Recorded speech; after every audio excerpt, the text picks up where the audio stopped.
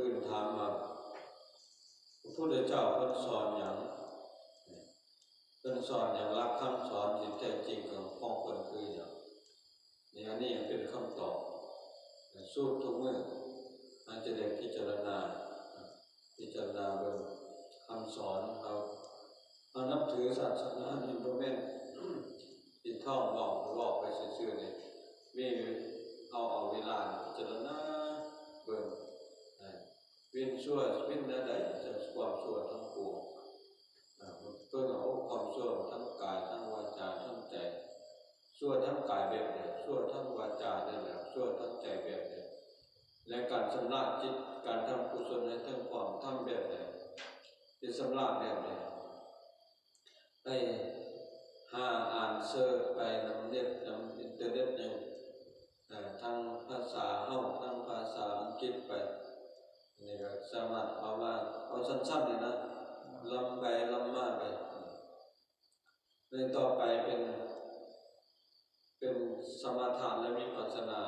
คำสอนตัวนี้การบอกผู้มีความเพียรแม้ชีวิตเพียงราตรีเดียวก็น่าสมอายุเป็น100 ปีแต่บ่เคยเห็นความดีก็บ่มีความหมาย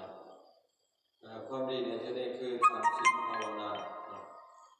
บ่ไปวัดก็สามารถเฮ็ดบุญอยู่เฮือนได้ไปพระสวดมนต์